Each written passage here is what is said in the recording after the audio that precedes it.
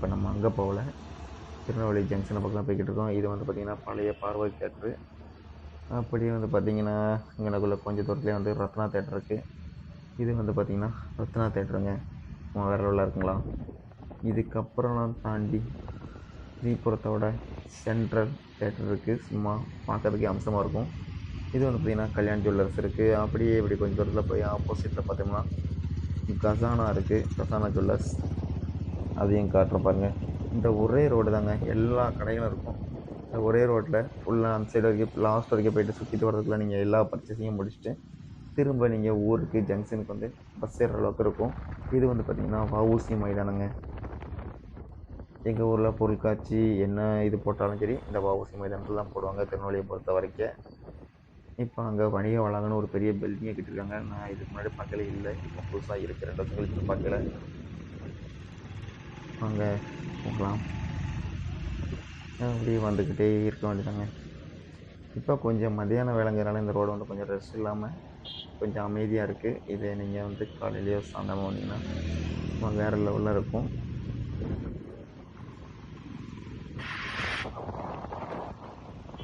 நான் இது வரைக்கும் அவரோட எதிர்பார்த்துக்கிட்டு இருந்த சென்ட்ரல் தேட்டர் இதாங்க. வேறு லெவலில் இருக்கும். பழைய தேட்டரு, ஸ்க்ரீனும் பெருசு அப்படின்னு சொல்லுவாங்க. ஆனால் நான் இது வரைக்கும் இந்த தேட்டரில் போய் படம் பார்த்ததே கிடையாதுங்க. ஆனால் எங்கள் மச்சான் இவங்கெல்லாம் போய் படம் பார்த்துருக்காங்க. பார்க்கறதுக்கே வேறு லெவலில் இருக்குன்னு சொல்லியிருக்காங்க. உள்ளே லிஃப்ட்டு கிஃப்ட்லாம் இருக்குதுன்னு சொல்லுதாங்க. ஆனால் நான் இது வரைக்கும் உள்ளே போனது கிடையாது. இதுதாங்க ஸ்ரீபுரம். வண்டிக்கு தேவையான அனைத்து ஸ்பேர் பார்ட்ஸும் செகண்ட் ஹேண்டாகவும் சரி புதுசாகவும் சரி இங்கே குறைஞ்ச ரேட்டில் தரமான இதில் வாங்கலாம்.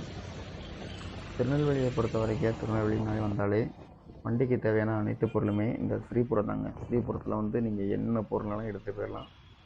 செகண்ட் ஹேண்டாகவும் சரி புதுசாகவும் சரி ஹோல்சேல் கடைக்கு போய் நல்லபடியாக பார்த்து சூப்பராகவே கம்மியான ரேட்டுக்கு வாங்கலாம்.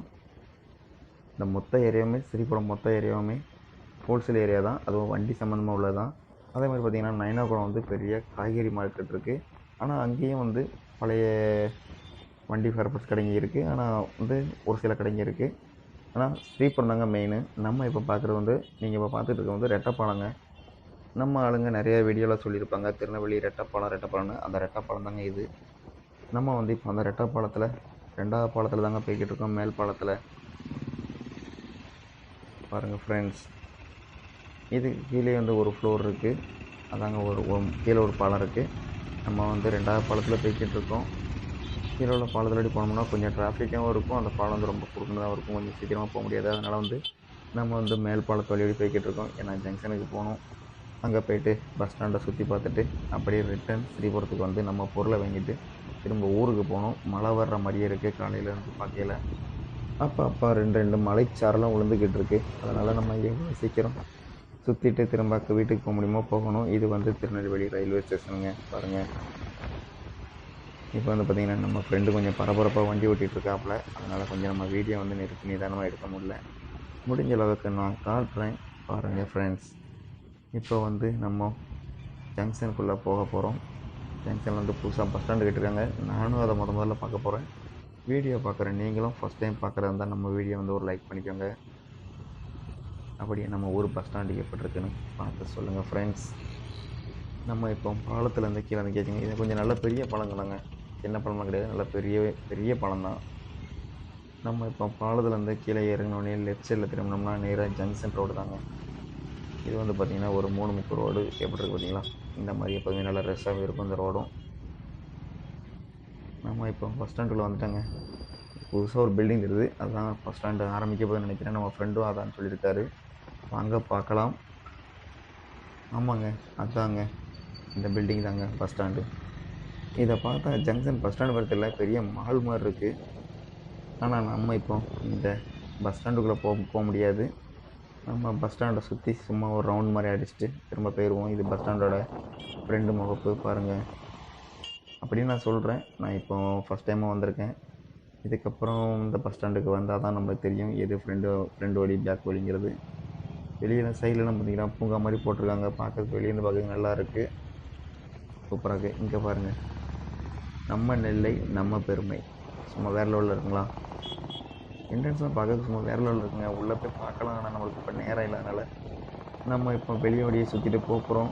நெக்ஸ்ட் டைம் கண்டிப்பாக டைம் இருந்தால் திருநெல்வேலிக்கு வந்தால் நான் இந்த பஸ் ஸ்டாண்டை ஒரு வீடியோவாக எடுக்கணும்னு நினச்சிருக்கேன்.